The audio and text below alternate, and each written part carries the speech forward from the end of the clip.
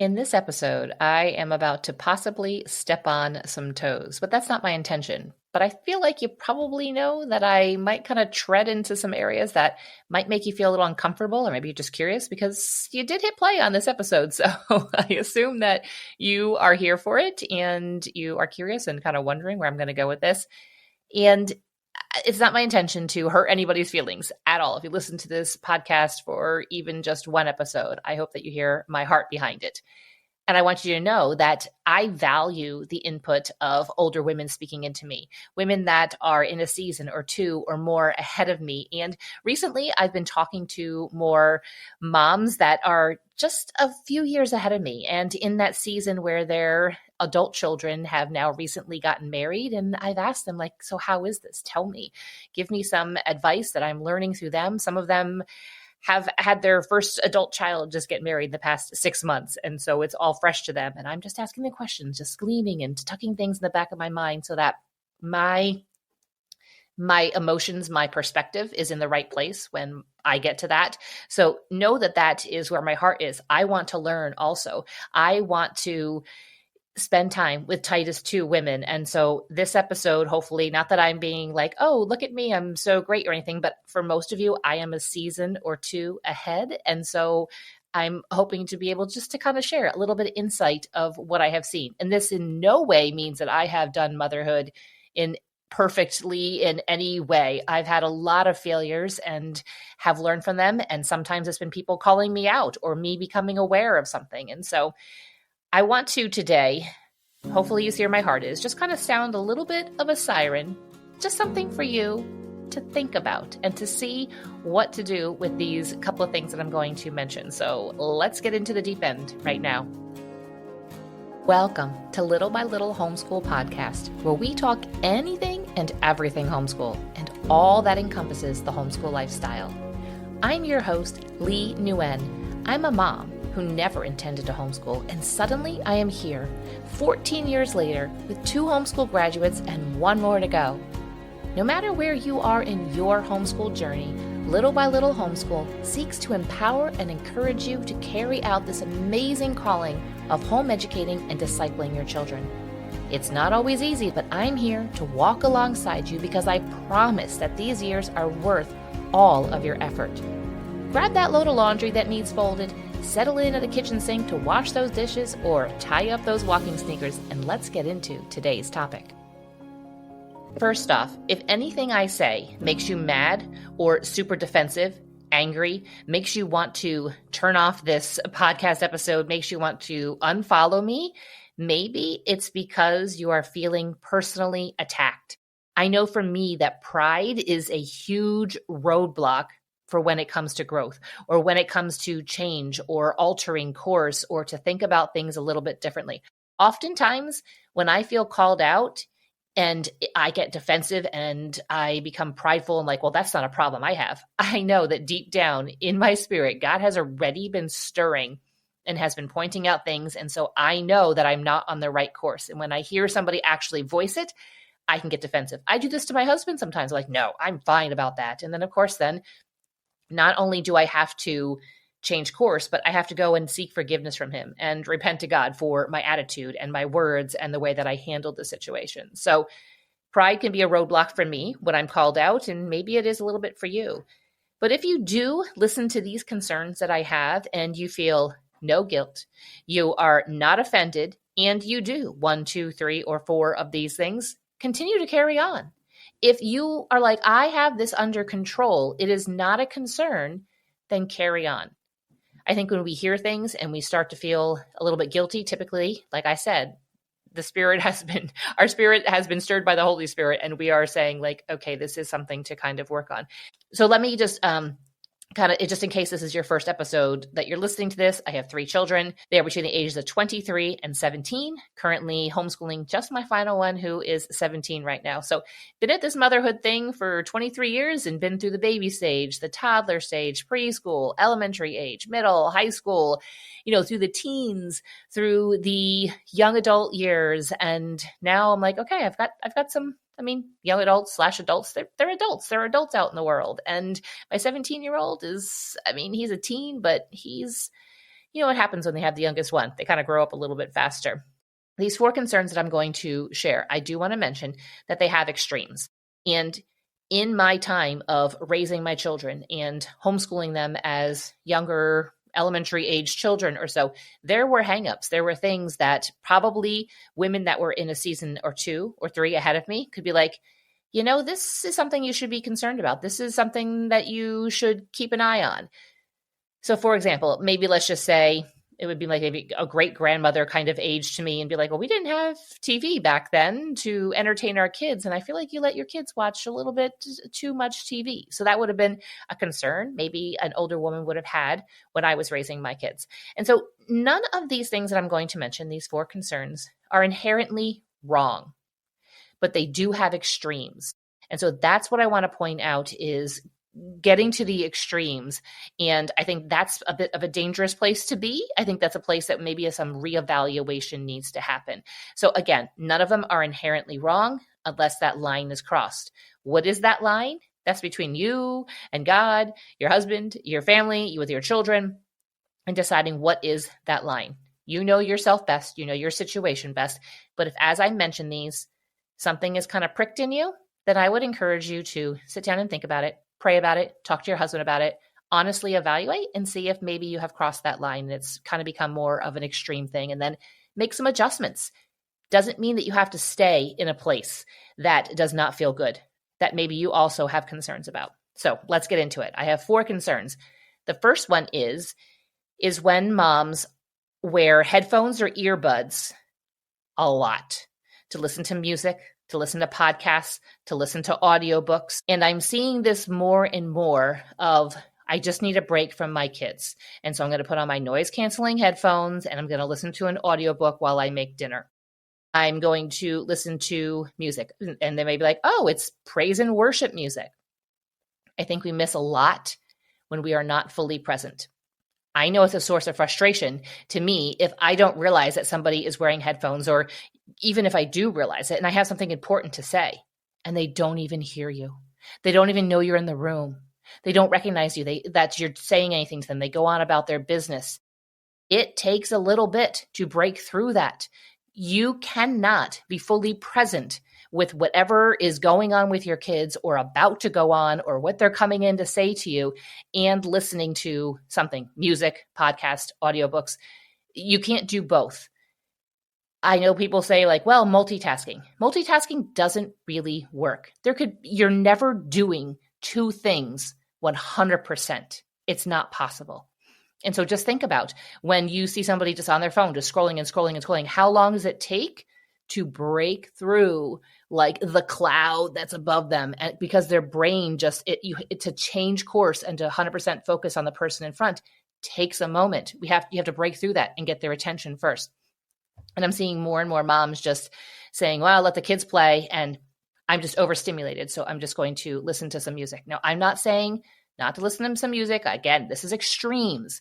I'm not saying never to, but I would encourage you to lessen that amount. If you want to listen to some worship music, you want to listen to some hymns, you want to listen to some piano music, something that's calming, put it on a speaker that everybody can hear. Because if you feel the need for your spirit, your soul to be refreshed with the words of God, maybe your children do too. Let them listen to it as well. And if you are listening to podcasts or audiobooks and you're saying, well, I need to put it on my headphones because I don't want my kids to hear this, then maybe it's something that you shouldn't be listening to. I remember having to adopt that, saying to myself, if I wouldn't let my kids watch or listen to this, is it really something that I should watch or listen to? No, that doesn't mean that you only should watch or listen to little kids' nursery rhyme songs or cartoons. But if it's something then that maybe you wouldn't want your kids to walk in and see you listening to or watch you watching, then maybe it's not something that meets the criteria in the Bible. And what is it? Philippians 4:13, right? Whatever is true, noble. You know, that verse, I did do a whole episode about using that verse and it's been so important to me. But anyway, my first concern is the overuse of headphones for music, podcasts, and audiobooks. There have been so many sweet moments with my kids because I chose not to do this. And even now, while I'm cooking dinner, if I'm going to be listening to music, right now it's the Christmas season. We enjoy having some Christmas music in the background. It's on a speaker. It's not in my ears. I can very easily hear and see them walk in and instantly engage with them because the music isn't that loud. It's not just in my ears and keeping me like in a tunnel. I feel like when you're listening and things, you're just like, you have like a tunnel vision in your ears. And I think we miss a lot of sweet moments of our kids coming up because how many times do we want to say something to somebody, we tell them, and repeating it the second time just isn't the same. So if you notice maybe your kid saying, never mind, and walking back out, that is a sure sign that you need to take off the headphones and you need to be fully present. The second concern I have is, I don't know how to quite phrase this one, but I'm just going to say it like I have it written down in my notes here. And that is children as idols or a God, lowercase g God. I am all for taking the time to analyze our children's childhood and to analyze the culture and to think about, I am 100% pro being intentional about your choices and how you raise your children. But I'm seeing more and more resources that just, when you combine them all together, it really glorifies our children and puts them up on a pedestal. Yes, they are a priority, especially the younger they are, they have to be a priority because you need to keep them alive. Just the basics of life, you need to teach them. But I'm seeing more and more just, I don't know, I'm not quite sure really how to phrase this, but just the concern that we are just elevating children to such a high level that when our kids are done and gone, you're going to feel a great sense of loss of not having that there, that idol, that lowercase g God of serving that. Yes, our kids need to be served, but there's also, we can put our marriage on the back burner. I've been guilty of this as well. And again, there are seasons where you're like, I've got 3 kids under the age of 4 and they all really need us. Do that absolutely together as husband and wife and bond over that. But just, I guess, just overall, just a concern I'm seeing a lot on social media and just a lot of children in videos and just people very much elevating, even in the homeschool world, children in a higher place. I mean, God sees us all the same. I don't know. I hope you kind of understand maybe a little bit of what I'm saying is just realizing that there is a place for childhood, but not to worship it. I guess that's how I would kind of phrase that. The third concern I have is that most of a mother's input is coming from her peer group for motherhood advice. In other words, if you are a mom with all your children are under the age of 10 and the only people that you talk to about motherhood and you seek advice from are other mothers with children under the age of 10. Now, again, we're going to talk extremes here. That's an extreme right there. I hope that you have other women in your life that you can talk to as well, because we can really get stuck in the weeds and we can really we're in the trenches. You are in the trenches. If all your kids are under the age of 10, you are deep in the trenches. And we can commiserate a lot with others that are also in the trenches. But it's so good to have other mothers that are even just a season ahead of you. I just know that was my lifeline. And I would say, please tell me that I'm going to make it through, that this is going to be okay, that all this time and this effort is going to be worth it. And just their words of encouragement and watching them just a season ahead really helped. But I think there's a lot of, this comes a lot with the social media.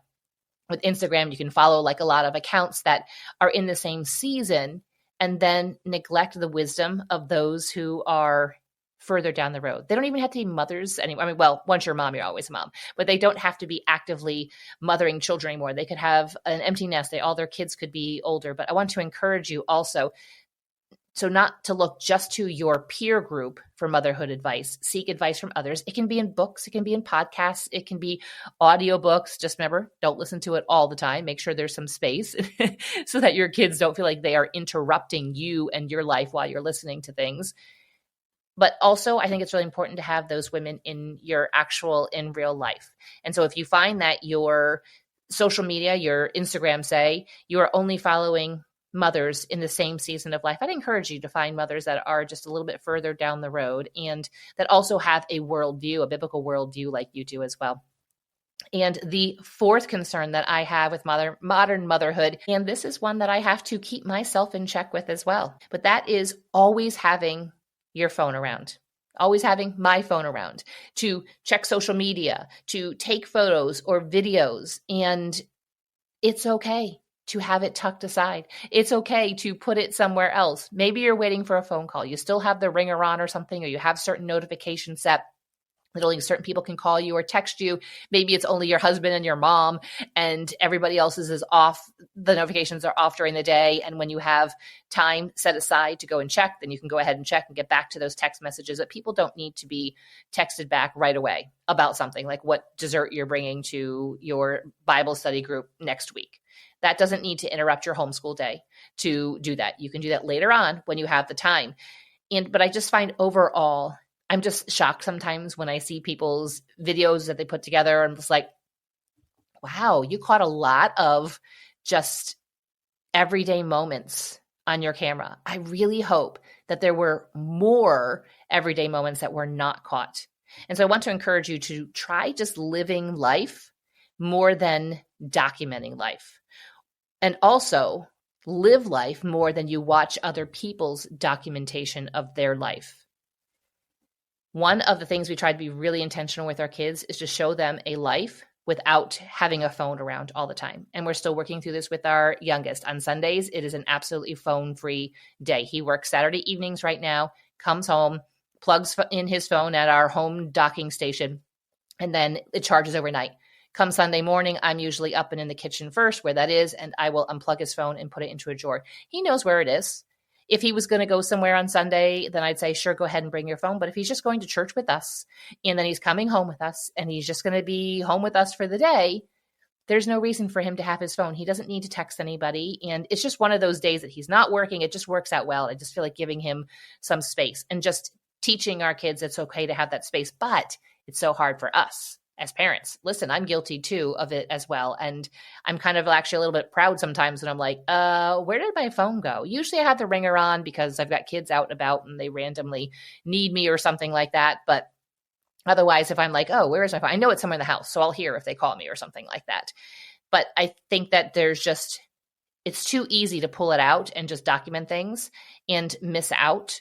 Because when you hold up the phone and you have the camera on, say at a concert or something like that, I've noticed this. I'm like, oh, recording this at a concert. I'm like, I'm not actually watching the concert. I'm watching the concert through my phone and I'm missing what's right in front of me. So I want to encourage you not to miss what's right in front of you and feeling like you have to document everything. You have to keep up with everybody on social media. And there's a balancing act. And I've talked about this many times. There's just a way that you have to get to figure it out. You might have to do a detox. You might find you're addicted and you have to do a detox and work through this, but see what that kind of works for you. But anyway, those are just the four main concerns that I have with modern motherhood. And this doesn't mean that these are inherently wrong to do. But if any of these I've mentioned or I've said something and it kind of is a little bit of a check in your spirit, then maybe lean into that and see if maybe it's something that you need to make some adjustments to. So again, going over those, the first one is headphones constantly on for music, podcasts, audiobooks. Number 2 is, I don't think this is an overt thing. I don't think that we're not actually building an idol or actually building a platform and putting our kids up on it, but just kind of seeing our children as idols and gods, and we are just serving them and their every whim, and they are the most important part of a family. Together, the family is important, but just elevating this season of childhood higher than it's meant to be. Number 3 is looking to your peer group only for motherhood advice. And number 4 is always having your phone to either check social media or to take photos, videos, to document your life. I hope this episode has encouraged you. If you are looking for some type of advice, some input about your homeschool, I want to encourage you to go over and take a look at your homeschool blueprint, where you and I together are going to get your homeschool to a place of being intentional. When you start back up to probably full-time with homeschool right now, maybe you're doing some Christmas school where things are a little bit different come January. Wouldn't it be really good to start back up and have your mission, have your vision, have your goals, and be able to hit the ground running just with a fresh start in the new year? Go ahead and over and check it out at littlebylittlehomeschool.com/blueprint. I would love to join forces with you there and help you to create a homeschool that's going to be perfect for your family. Until next time, have a blessed day. Thank you so much for listening to today's episode. If it was just what you needed to hear, would you do me a favor and share it with a friend? And if you would like to connect more, social media links and more are in the show notes just for you. I promise to see you back here real soon.